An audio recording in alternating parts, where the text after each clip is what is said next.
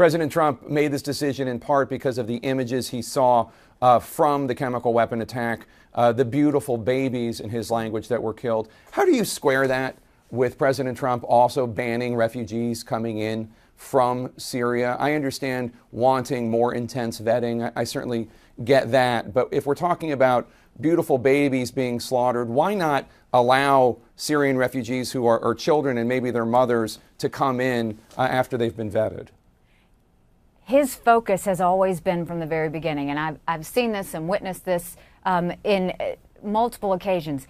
He very much believes in the responsibility of keeping Americans safe. That is very strong with him. That's something he wants to do. So when this refugee situation came up, he actually challenged the community and challenged his team and said, prove to me that you can vet properly so that we can keep American people safe.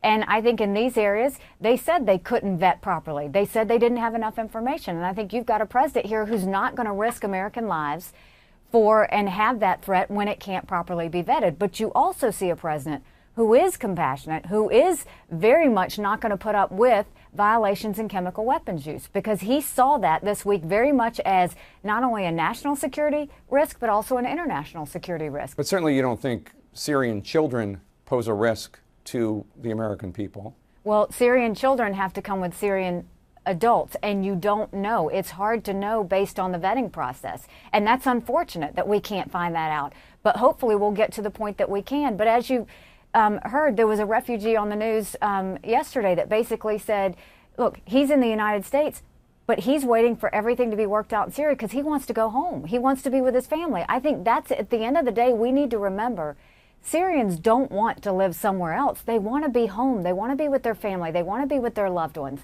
And that's the focus of why the airstrike happened this time, which is to try and move that political solution, move any of these careless acts that are just meant to cause horror, not on the people that they claim are ISIS, but on actually the innocent civilians that are in the area. And so I think you're seeing the president handle both of those responsibly, and I think he's keeping Americans safe, and he's also trying to do what he can to protect innocent civilian citizens in Syria.